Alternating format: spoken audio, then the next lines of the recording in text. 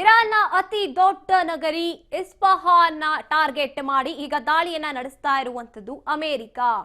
ಈಗ ಅಟ್ಯಾಕ್ ನಡೀತಾ ಇರುವಂತದ್ದು ಬಹುದೊಡ್ಡ ಜನಸಂಖ್ಯೆ ಇರುವಂತಹ ನಗರದ ಮೇಲೆ. ಇರಾನ್ ಮೇಲೆ ಮತ್ತೆ ಭೀಕರ ದಾಳಿಯನ್ನ ನಡೆಸ್ತಾ ಇದೆ ಅಮೆರಿಕ.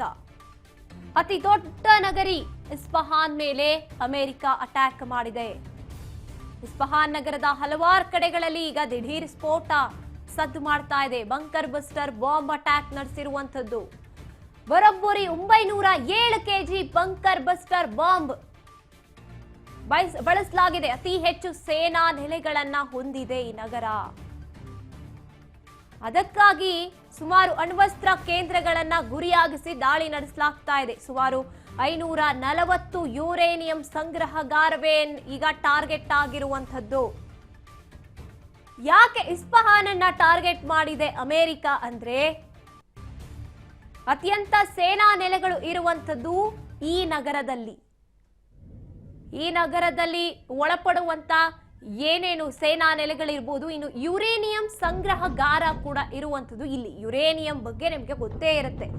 ಒಂದು ಸಲ ಯುರೇನಿಯಂ ಬಾಂಬ್ ಏನಾದ್ರೂ ಅಟ್ಯಾಕ್ ಮಾಡಿದ್ವಿ ಅಂದ್ರೆ ಎಷ್ಟರ ಮಟ್ಟಿಗೆ ಅದರ ತೀವ್ರತೆ, ಅಲ್ಲಿ ಹುಟ್ಟುವಂತ ಪ್ರತಿಯೊಂದು ಮಗು ಕೂಡ ಅದು ನ್ಯೂನತೆಯಿಂದ ಹುಟ್ಟುತ್ತೆ. ಅಷ್ಟರ ಮಟ್ಟಿಗೆ ಸ್ಟ್ರಾಂಗ್ ತಯಾರು ಮಾಡುವಂತ ಬಾಂಬ್ ಏನಾದ್ರೂ ಬಳಸ್ತೀವಿ ಬಾಂಬ್ಗೆ ಅಂದ್ರೆ ಯುರೇನಿಯಂ.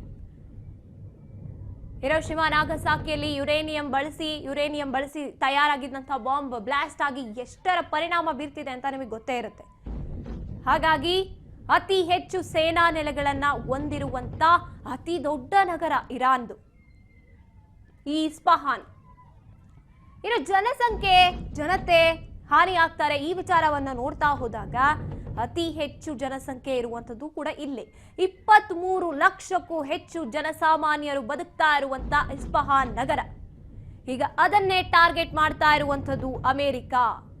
ಇನ್ನು ಯಾಕೆ ಒಂದ್ ಕಡೆ ಟಾರ್ಗೆಟ್ ಮಾಡೋಕ್ಕೂ ಮುಂಚೆನೆ ಅಮೆರಿಕ ಸೂಚನೆಯನ್ನ ಇರಾನ್ಗೆ ನೀಡಿತ್ತು ಅಂತ ಹೇಳ್ತಾ ಹೋಗ್ಬೋದು. ಟಾರ್ಗೆಟ್ ಮಾಡ್ತೀವಿ, ಸೇನಾ ನೆಲೆಗಳನ್ನ ಟಾರ್ಗೆಟ್ ಮಾಡ್ತೀವಿ, ನೀವು ಎಲ್ಲೆಲ್ಲಿ ಬಾಂಬ್ ತಯಾರು ಮಾಡ್ತಾ ಇದ್ದೀರಾ ನಾವು ಧ್ವಂಸಗೊಳಿಸ್ತೀವಿ, ಬಿಡೋದಿಲ್ಲ ಅಂತ ಒಂದು ರೀತಿಯಾಗಿ ವಾರ್ನಿಂಗ್ ಕೊಡ್ತಾನೆ ಬಂದಿದ್ರು ಅಮೆರಿಕ ಅಧ್ಯಕ್ಷ ಡೊನಾಲ್ಡ್ ಟ್ರಂಪ್ ಇರಾನ್ಗೆ. ಆಯ್ತು, ಇನ್ನು ಭೂದಾಳಿಯನ್ನ ನಡೆಸ್ತೀವಿ ಅಂತ ಕೂಡ ಹೇಳಿದ್ರು. ಆದ್ರೆ ಮಾತ್ರ ಇರಾನ್ ಸುಮ್ಮನಾಗ್ಲಿಲ್ಲ.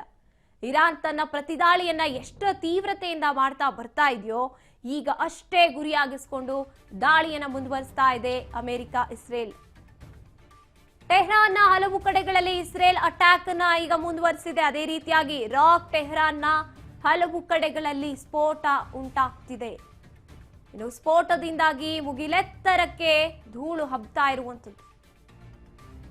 ಟೆಹರಾನ್ ನಗರದಾದ್ಯಂತ ಈಗ ಬೆಂಕಿಯ ಜ್ವಾಲೆ ಹರಿದಾಡ್ತಾ ಇದೆ. ಸ್ಫೋಟದಿಂದ ವಿದ್ಯುತ್ ಸ್ಥಾವರಗಳಿಗೆ ಡ್ಯಾಮೇಜ್ ಆಗಿದೆ.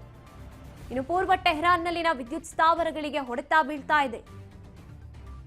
ಇರಾನ್ನ ಟೆಹರಾನ್ ಮೇಲೆ ಈಗ ರಣಭೀಕರ ದಾಳಿ ಮುಂದುವರೆದಿರುವಂತದ್ದು.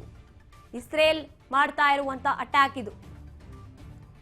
ರಾಕ್ ಟೆಹರಾನ್ನ ಸಾಕಷ್ಟು ಕಡೆಗಳಲ್ಲಿ ಸ್ಫೋಟ ಉಂಟಾಗ್ತಾ ಇದೆ. ಸ್ಫೋಟದಿಂದ ಬೆಂಕಿಯ ಜ್ವಾಲೆ ಮುಗಿಲೆತ್ತರಕ್ಕೆ ಹಬ್ಬಿದೆ.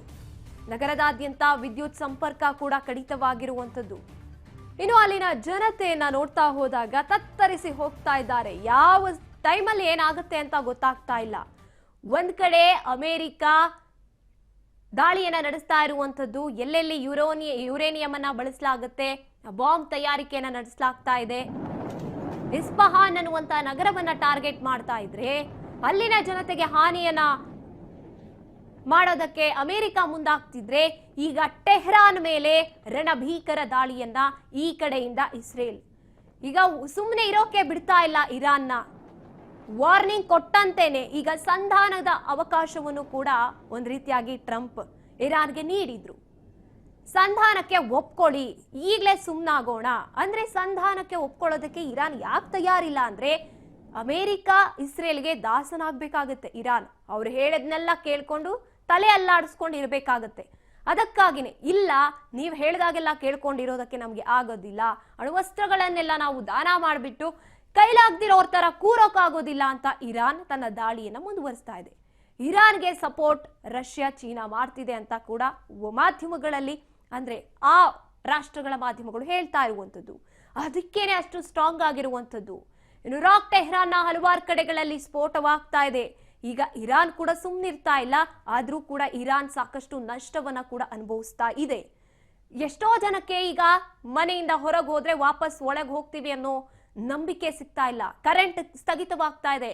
ಇನ್ನು ಯಾರಿಗೋ ಒಂದು ಸಂದೇಶ ಕಳ್ಸೋಕ್ ಆಗ್ತಿಲ್ಲ ಅಲ್ಲಿನ ಜನತೆಗೆ. ತತ್ತರಿಸಿ ಹೋಗ್ತಾ ಇದ್ದಾರೆ. ಇನ್ನು 32ನೇ ದಿನವೂ ಕೂಡ ಮಧ್ಯಪ್ರಾಚ್ಯದ ಯುದ್ಧ ಅಷ್ಟೇ ತೀವ್ರತೆಯನ್ನ ಪಡ್ಕೊಳ್ತಾ ಹೋಗ್ತಾ ಇದೆ.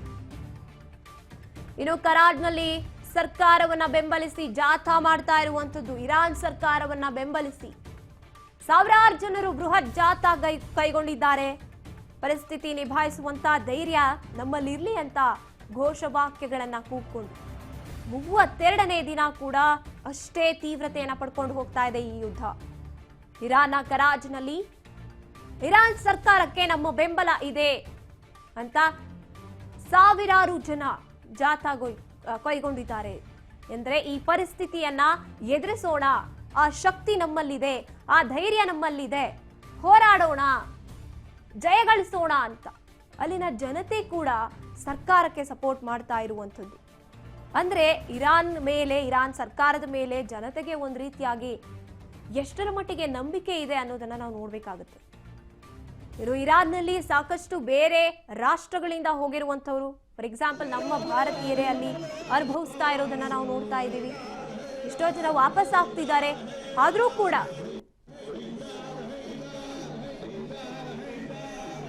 ನಾವು ದೃಶ್ಯದಲ್ಲಿ ನೋಡ್ತಾ ಇದ್ದೀವಿ, ಸಾವಿರಾರು ಸಂಖ್ಯೆಯಲ್ಲಿ ಜನ ಭಾಗಿಯಾಗ್ತಾ ಇರುವಂತದ್ದು ಜಾಥಾದಲ್ಲಿ. ಇನ್ಯಾರಾದ್ರೂ ಆಗಿದ್ರೆ ನಮಗೇನ್ ಸಮಸ್ಯೆ ಆಗುತ್ತೆ ಅಂತ ಕಾಲ್ ಕೀಳ್ತಾ ಇದ್ರು. ಮೊದಲು ಇಲ್ಲಿಂದ ಜಾಗ ಖಾಲಿ ಮಾಡಿಬಿಡೋಣ ಅಂತ. ಆದ್ರೆ ಅಲ್ಲಿನ ಜನತೆ ನಮ್ಮ ಸರ್ಕಾರದ ಪರವಾಗಿ ನಾವಿದ್ದೀವಿ, ನಮ್ಮಲ್ಲಿ ಈ ಯುದ್ಧವನ್ನ ಗೆಲ್ಲುವಂತ ತಾಕತ್ತಿದೆ, ಧೈರ್ಯ ಇದೆ, ಆ ಧೈರ್ಯವನ್ನ ನಾವು ನಮ್ಮ ಸರ್ಕಾರಕ್ಕೆ ನೀಡೋಣ, ಯಾರು ಕೂಡ ಹಿಂಜರಿಯೋದು ಬೇಡ ಅಂತ ಅಲ್ಲಿನ ಜನತೆ ಮುಂದಾಗ್ತಾ ಇರುವಂತದ್ದು ಸಪೋರ್ಟ್ ಮಾಡೋದಕ್ಕೆ ಸರ್ಕಾರಕ್ಕೆ.